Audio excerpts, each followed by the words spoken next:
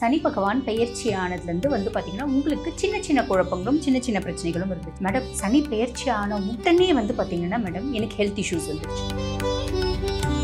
குரு பகவான் வந்து பாருங்க மிதுனத்துலேருந்து பயிற்சியாகி கடகத்துல உச்சம் பெற்று அமரார். ஆக கண்டக சனி அப்படியே அமைதியாயிட போறார்.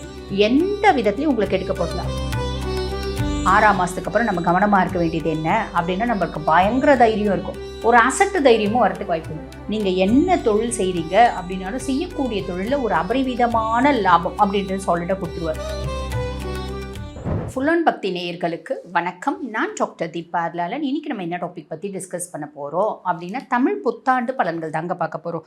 என்னங்க பொதுவாக வந்து பாருங்கள் 2025 ஆண்டு பலன்கள், 2026 ஆண்டு பலன்கள் இப்படின்னு தானே சொல்லுவாங்க. தமிழ் புத்தாண்டு பலன்களும் சொல்கிறீங்களே அப்படின்னா கொஞ்சம், அதாவது சமீப காலமாக தான் வந்து பார்த்திங்கன்னா நம்ம இந்த ஜார்ஜியன் கேலண்டர் அப்படின்றத ஃபாலோ பண்ணுறோங்க. அதனால நியூ இயர் செலிப்ரேட் பண்ணுறோம்.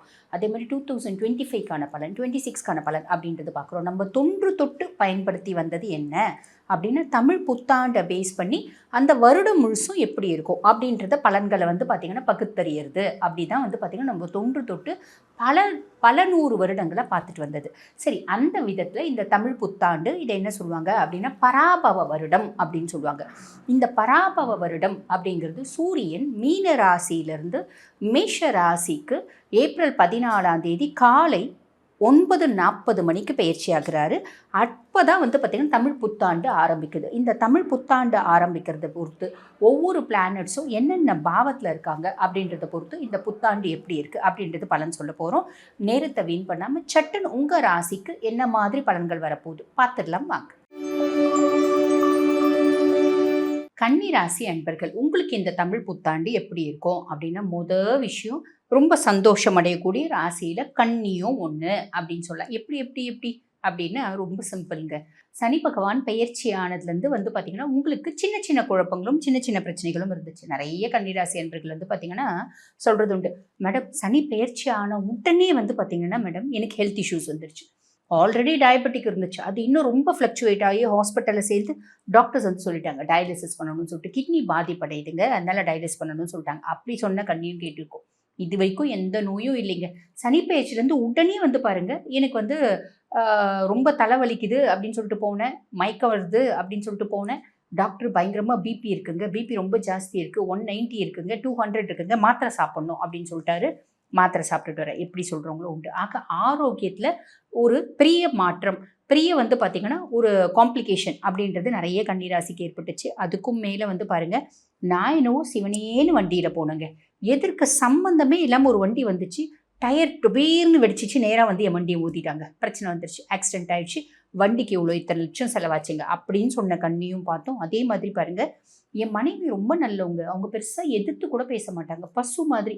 ஆனால் இந்த காலகட்டம் பேசுகிறாங்க பாருங்கள், நான் 2 வார்த்தை பேசினா அவங்க 200 வார்த்தை பேசுகிறாங்க. அதில் கூட ஒரு நியாயம் தர்மம் இல்லைங்க. 2 வார்த்தை பேசினா அட்லீஸ்ட் ஒரு 10 வார்த்தை பேசலாம், 200 வார்த்தை பேசுகிறாங்க, பேசுறதுக்கு வழியே இல்லைங்க, அமைதியாக இருக்க வேண்டியது பல்ல கடிச்சிட்டு இருக்கேங்க அப்படின்னு சொன்ன கண்ணியும் நாங்கள் பார்க்குறோம். ஆக இதெல்லாம் யாருனால அப்படின்னா சனி பகவானால. சனி கண்டக சனியாக ஆன சில நாட்கள்லேயே சில காலங்கள்லேயே இந்த மாதிரி நிறைய நெகட்டிவ் இம்பேக்டை கண்ணிக்கு கொடுத்தார்.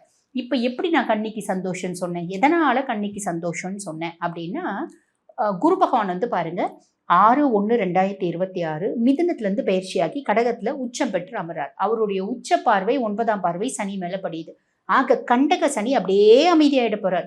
எந்த விதத்துலையும் உங்களுக்கு எடுக்க போகிறதில்ல. அவர் பாட்டுன்னு சைலண்டாக ஒரு மூலையில் படுத்துட்டு இருக்க போகிறாரு. அவர் நம்மளை எக்காரணத்தை கொண்டும் டிஸ்டர்ப் பண்ண போகிறதில்ல, நம்மளும் அவர் எக்காரணத்தை கொண்டும் டிஸ்டர்ப் பண்ணாமல் இருந்தால் நல்லது அப்படின்னு. ஆக சனியினால் எந்த வித இடையூறும் கிடையாது. இதுவே நமக்கு ஒரு பெரிய ரிலீஃப். ஆக அது ஒரு பெரிய சந்தோஷம். 2வது, ராகு 6ஆம் பாவத்தில் தான் இருக்காரு. பெரிய லெவலில் கடன் வாங்கவும் கூடாது, பெரிய லெவலில் கடன் கொடுக்கவும் கூடாது. இது 12ஆம் மாதம் வரைக்கும். இன்னொரு விஷயம், 6ஆம் மாதத்துக்கு அப்புறம் நம்ம கவனமாக இருக்க வேண்டியது என்ன அப்படின்னா, நம்மளுக்கு பயங்கர தைரியம் இருக்கும், ஒரு அசட்டு தைரியமும் வரத்துக்கு வாய்ப்பு உண்டு. ரொம்ப சிம்பிள். நம்ம வந்து பார்த்திங்கன்னா ஒரு சினிமா தேட்டர் போகிறோம் அப்படின்னு வச்சுக்கோங்களேன், அங்கே ஏதோ வந்து ஒரு பாப்கார்ன் வாங்குறதுல ஒரு சின்ன தகராறுப்பா, வாய் தகராறு. அப்போ நான் என்ன பண்ணிட்டேன், பளீர்னு விட்டுட்டேன். எனக்கு கோவம் பயங்கரமாக வந்துருச்சு, பளீர்னு அந்த பையனை விட்டேன். அந்த பையன் என்ன பண்ணான், இன்டர்வல் முடிஞ்சு பாப்கார்ன் கூட சாப்பிட்டு முடிக்கலங்க. 4 பேரோட வந்து என்ன பளீர் பளீர் 4 அட விடும். அந்த மாதிரி ஒரு விஷயம் வரதுக்கு வாய்ப்பும் வழியும் உண்டு. அப்போ ரொம்ப சிம்பிள். யாராவது நம்மள இடிச்சுட்டாங்க, யாராவது நம்மள வழியே சண்டைக்கு வந்துட்டாங்க, யாராவது வேணும்ட்டே பிரச்சனை பண்றாங்க அப்படின்னா கூட நம்ம கண்டும் காணாம போயிடுறது நல்லது. அந்த இடத்த விட்டு நம்ம போயிடுறது நல்லது.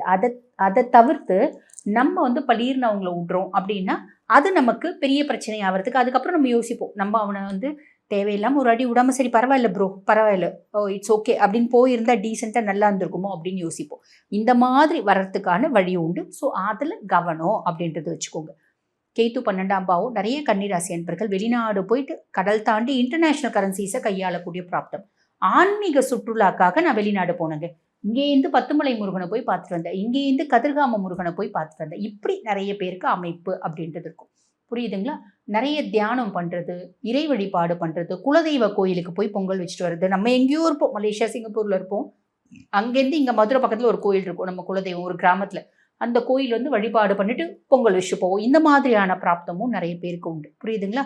அதே மாதிரி பிள்ளைங்களை வெளிநாடுக்கு காசு செலவு பண்ணி அனுப்பிச்சு தொழிலுக்கு அனுப்புறது, அங்கே வந்து படிக்க அனுப்புறது, இப்படி பிராப்தமும் உண்டு. இது எல்லாமே ப்ளஸ் தாங்க, மைனஸ் கிடையாது. சரி, அதுக்கப்புறம் 6ஆம் மாதத்துக்கு அப்புறம் குரு பகவான் வந்து பாருங்க, 6ஆம் மாதம் வரைக்கும் 10ல் குரு பதவி பறி போகும் அப்படிம்பாங்க.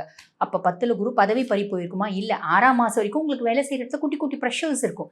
ஒரு மூளையை தின்ற அளவுக்கு வந்து வேலை செய்கிற இடத்துல குட்டி குட்டி காம்ப்ளிகேஷன்ஸ் இருக்கும், குட்டி குட்டி கான்ஃப்ளிக்ட்ஸ் இருக்கும், வேலை பலு ரொம்ப ஜாஸ்தி இருக்கும். 6ஆம் மாதத்துக்கு அப்புறம் குரு பகவான் 11ல் போகிறாரு. லாபஸ்தான குரு என்ன பண்ணுவார்? நீங்கள் என்ன தொழில் செய்கிறீங்க அப்படின்னாலும் செய்யக்கூடிய தொழிலில் ஒரு அபரிவிதமான லாபம் அப்படின்றது சாலிடாக கொடுத்துருவார். அம்மா எங்களுக்கு வந்து ராசி அதிபன் புதன் ஆச்சேம்மா, குரு எங்களுக்கு பகை கிரகம் ஆச்சே, லாபம் கொடுப்பானா அப்படின்னா தாராளமாக கொடுப்பான். என்ன பாவத்தில் வந்து கிரகங்கள் போய் உட்கார்றாங்களோ அந்த பாவத்துக்கான காரகம், அந்த பாவத்துக்கான வேலைகளை சாலிடாக செஞ்சுடுவாங்க, கவலையப்பட வேண்டாம். ஆக லாபகுரு செய்யக்கூடிய தொழிலில் ஒரு அபரிவிதமான லாபம் அப்படின்றது கொடுத்துருவார். அதுக்கு நீங்கள் என்ன பண்ணணும்? ஹார்ட் ஒர்க் பண்ணணும். அதே மாதிரி தொழிலில் ஓரளவுக்கு நாணயம். பொதுவாக கன்னி வந்து பாருங்கள் ரொம்ப சின்சியரான பர்சன்ஸ் தான், டெடிக்கேட்டடான பர்சன்ஸ் தான். அதே மாதிரி பார்த்திங்கன்னா பொதுவாக plan A, plan B, plan C அதுதான் எல்லாருக்கும் இருக்கும். கன்னிக்கு பிளான் செட் வரைக்கும் இருக்கும். எந்த வேலை செஞ்சாலும் அதில் இன்டெப்த் ஆஃப் நாலேஜ் அப்படின்றத கேதர் பண்ணிக்கக்கூடிய பர்சனாலிட்டிஸாக இருந்தாலும் அவங்க மேக்ஸிமம் ஹானஸ்டியை தான் ஃபாலோ பண்ணுவாங்க. இருந்தாலும் இந்த காலகட்டம் இன்னும் கொஞ்சம் ஹானஸ்டியாக ஃபாலோ பண்ணிக்கணும். எந்த தொழில் செய்கிறீங்க அப்படின்னாலும் அதில் ஒரு நியாய தர்மத்தோடு நம்ம செய்கிறோம் அப்படின்னும் போது அதில் வரக்கூடிய லாபம் அப்படின்றது ஜாஸ்தி கவலைப்படணுன்ற அவசியமே இல்லை. அதுக்கும் மேலே உங்களோட மூத்த சகோதர சகோதரிகள் உங்களுக்கு ரொம்ப சப்போர்ட்டிவாக இருப்பாங்க. நண்பர்கள் வட்டம் ரொம்பவே சப்போர்ட்டிவாக இருப்பாங்க அப்படின்னு சொல்லலாம். பொதுவாக வந்து பாருங்கள், இந்த குருவை பொறுத்த வரைக்கும் 4 மற்றும் 7க்கு அதிபன். சுகஸ்தானத்துக்கும் அவன் தான் அதிபன், களத்திர ஸ்தானத்துக்கும் அவன் தான் அதிபன். நிறைய கன்னிராசி அன்பர்கள் வீடு கட்டுறதுக்கான பிராப்தம், வண்டி வாகனம் வாங்குறதுக்கான பிராப்தம். இது வரைக்கும் திருமணம் நடக்கவே இல்லைங்க. நிறைய கன்னிராசி அன்பர்களுக்கு நல்ல வாழ்க்கை துணை அப்படின்றது கிடைக்கிறதுக்கான பிராப்தம் உண்டு. ஆக நான் சொன்ன சின்ன சின்ன விஷயத்துல கொஞ்சம் காஷியஸாக இருக்கீங்க அப்படின்னா மட்டும் போதுமானது. இந்த காலகட்டம் நல்லது நடக்கும், நல்லது மட்டுமே நடக்கும். வாழ்த்துக்கள். இப்போ நான் சொன்னது வந்து பார்த்திங்கன்னா உங்கள் ராசிக்கான பொதுவான பலன்கள். இந்த பதிவை பார்த்துட்டு இருக்குங்கம்மா, நாங்கள் வாழ்க்கையில் பல முக்கியமான விஷயத்தை முடிவெடுக்கும் தருணத்தில் இருக்கோம். எப்போ நாங்கள் வீடு கன்ஸ்ட்ரக்ட் பண்ணுவோம், இந்த காலகட்டம் எங்களுக்கு வீடு அப்படின்றது கன்ஸ்ட்ரக்ட் பண்ணி ஆகுமா அப்படின்றது தெரிஞ்சுக்கணுன்னாலும், எங்கள் குடும்பத்தில் ஏகப்பட்ட பிரச்சனைகள் இருக்குது, அத்தனை பிரச்சனைகளும் இந்த வருஷமாவது ஓயுமா இல்லை தொடருமா அப்படின்றத தெரிஞ்சுக்கணுன்னாலும், என் பிள்ளைங்க நல்வழிப்படுத்தணும் அப்படின்னு கடவுள்கிட்ட வேண்டிகிட்டே இருக்கேன். நிறைய பிரச்சனைகள் அப்படின்றது பிள்ளைங்க வாழ்க்கை சார்ந்து, பிள்ளைங்களோட குணாதிசயங்கள் சார்ந்து இருக்குது அப்படின்றது தெரிஞ்சுக்கணும் அப்படின்னாலும், இந்த மாதிரி நிறைய கேள்விகளுக்கு பதில் எது மூலியமாக தெரிஞ்சுக்கலாம் அப்படின்னா நம்ம சுய ஜாதகம் மூலியமாக தாங்க தெரிஞ்சுக்கலாம். சுய ஜாதகம் தான் வந்து பார்த்திங்கன்னா இந்த எல்லா கேள்விகளுக்குமான இண்டெக்ஸ் அப்படின்னு சொல்லலாம். ஆக உங்கள் சுய ஜாதகத்தை பார்க்கணும் அப்படின்னு நீங்கள் விருப்பப்படுறீங்கன்னா, நான் பேசிகிட்டு இருக்கும்போது எங்களோட வாட்ஸ்அப் நம்பர் டிஸ்பிளேயில் கொடுத்துருப்பாங்க. அந்த வாட்ஸ்அப் நம்பருக்கு கால் பண்ணி அப்பாயின்மெண்ட் ஃபிக்ஸ் பண்ணி என்கிட்ட பேசிக்கலாம். தேங்க்யூ.